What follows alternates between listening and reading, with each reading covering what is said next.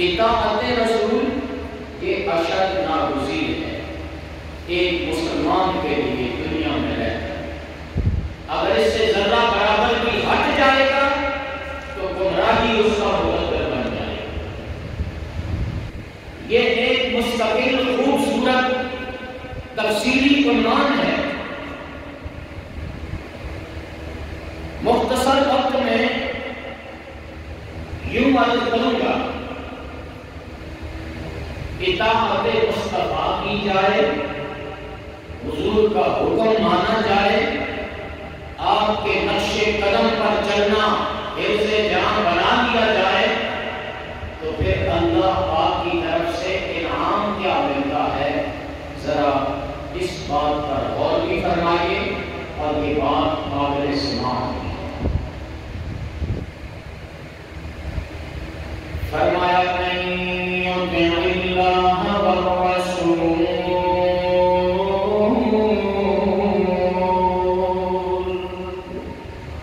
کہہ دو سبحان اللہ۔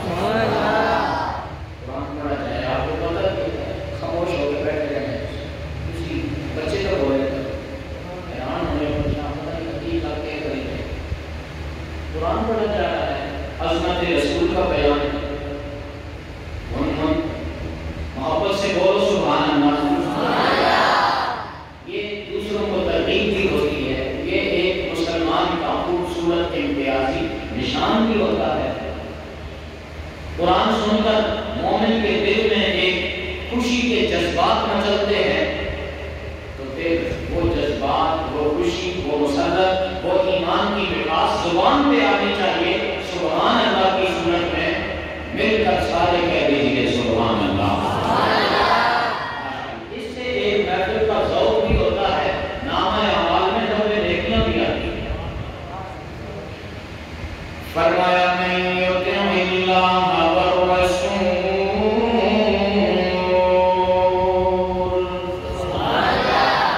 جو خوش نصیب اللہ تعالی اور رسول کریم علیہ السلام کی اطاعت کرتا ہے یا اطاعت کرے گا، اس کو اللہ کی طرف سے انعام کیا ملتا ہے۔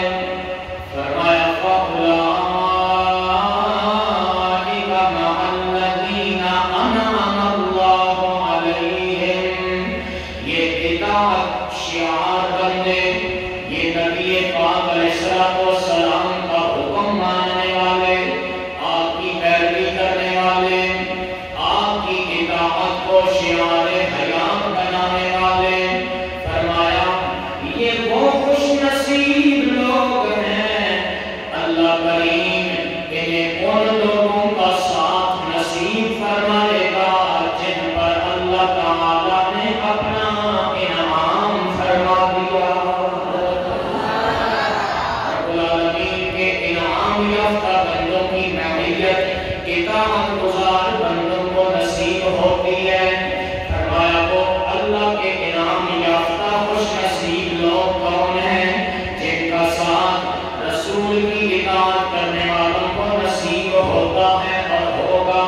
فرمایا من النبیین والصدیقین والشہداء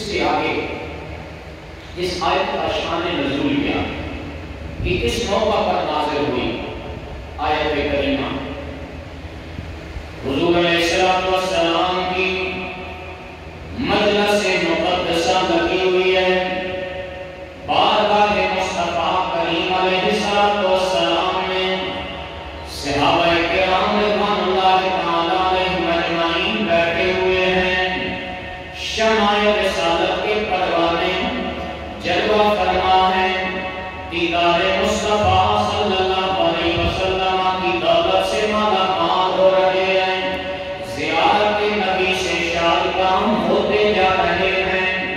ان میں ایک صحابی رسول نام ہے حضرت ثوبان رضی اللہ تعالی عنہ، تاجدار ختم نبوت کی نگاہ پاک جو اٹھی، حضرت ثوبان پریشان نظر آ رہے ہیں، انتہائی غمزدہ کیفیت میں نظر آتے ہیں۔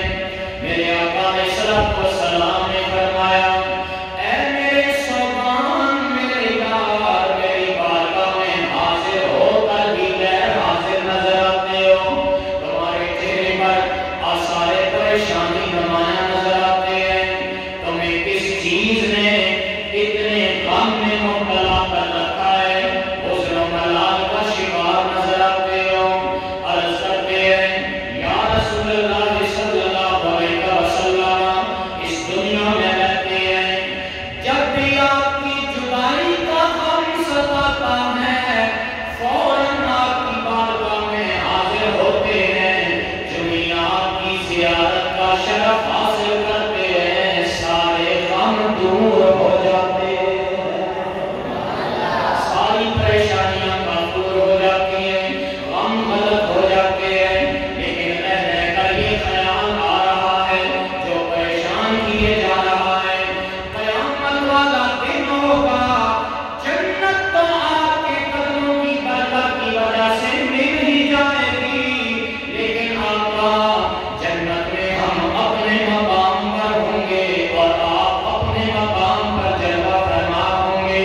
یا رسول اللہ، آپ جنت الفردوس کے اعلیٰ ترین درجے پر انبیاء کرام کے جرمت میں تشریف فرما ہوں گے، ہم جنت کے نچلے درجے پر اپنے مقام کے مطابق ہوں گے، لیکن آپ کا خیال اس وجہ سے آ رہا ہے اور ستاتا جا رہا ہے، پریشان کیے جا رہا ہے، وہ جنت ہمارے کس کام کی جہاں آپ کا دیدار نہیں ہو سکے گا۔